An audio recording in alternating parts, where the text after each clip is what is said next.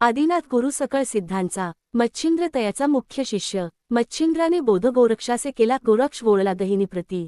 गहिनीप्रसादे निवृत्ती दातार ज्ञानदेवा सार चोजविले। स्वयंभू दत्त महाराजांचे दर्शन घेऊन श्री सिद्धेश्वरास प्रार्थना करून ही सर्व भावंडे रेड्यासह पुणे जिल्ह्यातील जुन्नर तालुक्यातील आळे या ठिकाणी गेले। तेथे रेड्याने समाधी घेतली आहे।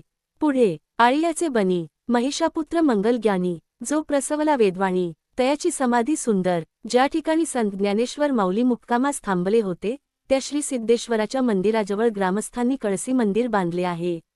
या ठिकाणी माऊलीचे कळसी मंदिर आहे। तसेच प्रत्येक वद्य 12वा अन्नदान व कीर्तन होत असते। या मंदिरात पूजा, हरिपाठ, कार्तिकस्थान इत्यादी कार्यक्रम नित्यनेमाने होत असतात। मंदिराच्या आसपासचा परिसर स्वच्छ व सुंदर व निसर्गमय आपणास पाहावयास मिळत आहे। अनेक भाविक या ठिकाणी श्रद्धापूर्वक दर्शनास येतात। पुढे काही वर्षांनी एक महान तपस्वी अचानक श्री सिद्धेश्वराच्या मंदिरासमोर प्रगट झाले। कोठून आले, कसे आले, त्यांचे पूर्वीचे अवतारकार्य, माता पिता कोण, कोणत्याही प्रकारचा पुरावा आजपर्यंत सापडला नाही। त्यांच्या समवेत गायींचा कळप होता। बसायला एक घोडी होती। दत्त मंदिर परिसरात गायी चरत असत व सायंकाळी सिद्धेश्वराच्या मंदिरासमोर येऊन थांबत असत। इकडे सिद्धेश्वराच्या मंदिरासमोर हे योगी पुरुष तपश्चर्या करीत होते। काही दिवसांनी तपश्चर्या झाली होती। गावात दुष्काळ पडला होता। जनावरांना खायला काही नव्हते, म्हणून त्यांनी गावातून स्थलांतर करावयाचे ठरविले। स्वयंभू दत्त महाराजांचे व श्री सिद्धेश्वराचे दर्शन घेऊन आपल्या गायीसमवेत गावाच्या पूर्वेकडे निघाले। ग्रामस्थांना याची कल्पना येऊ शकली नाही। पुढे ते मुंजेवाडी आभाळवाडी मार्गे पारनेर तालुक्यातील पोखरी या गावी गेले। जवळच कन्हेर या गावी त्यांनी आपली तपश्चर्या चालू केली।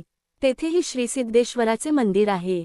या गावातील लोकांनी मंदिर बांधून मूर्तीची प्राणप्रतिष्ठा केली आहे। पुढे ते पुणे जिल्ह्यातील आणे येथे गेले व काही काळानंतर समाधीस्थ झाले। आजही स्वयंभू दत्त महाराज यांचे मंदिरात गावकऱ्यांनी या महान योगी तपस्वीची मूर्ती प्राणप्रतिष्ठा करून बसविली आहे। ते महान योगी रंगदास स्वामी होय। काही वर्षांनी या गावाचे नवीन गावठाण येथे स्थलांतर झाले आहे। परंतु लोकांची श्रद्धा वाढत गेली। जुन्या मंदिराच्या समोर एक समाधी होती। मंदिराच्या समोर सभामंडपाचे काम करीत असताना या समाधीच्या ठिकाणी उत्खनन करीत असताना या समाधीस स्पर्श झाला आणि एकदम वातावरण बदलून गेले आणि ही वार्ता ग्रामस्थांच्या कानावर गेली व पुढील अनर्थ नको म्हणून परत आहे तीच परिस्थिती पूर्ववत केली व विधिवत पूजा करून समाधीवरील आवरण होते तसे केले। ही समाधी संजीवन आहे। संतकवी महिपती महाराज राहुरी तालुक्यातील ताहाराबाद यांचे शिष्य कोंडाजीबाबा यांची ही समाधी संजीवन आहे। ज्यावेळेस समाधीस उत्खनन केले त्यावेळेस महिपती महाराजांचे भक्त मणिकबाबा यांना ताहाराबाद येथे या घटनेचा साक्षात्कार झाला आणि ते तात्काळ श्री क्षेत्र अकलापूर येथे आले व विचारू लागले। ग्रामस्थांनी घडलेला वृत्तांत सर्व सांगितला आणि त्यांना सर्व माहिती देऊन होमहवन केले व नैवेद्य दिला। गावाची आर्थिक परिस्थिती बदलत गेली। श्रद्धा वाढत गेली आणि गावातून देहू, आळंदी, त्र्यंबकेश्वर, पंढरपूर या ठिकाणी पायी दिंडी सुरू झाली। वारकरी मंडळींची संख्या वाढू लागली आणि गावकऱ्यांनी दत्त मंदिराचा जीर्णोद्धार करण्याचे ठरविले। गावातील मुंबईकर मंडळाने आपले मंडळ स्थापन करून निधी जमवला। गावाचे काही शिल्लक व मुंबईकरांचे काही पैसे एकत्र करून मंदिर बांधावयाचे ठरविले।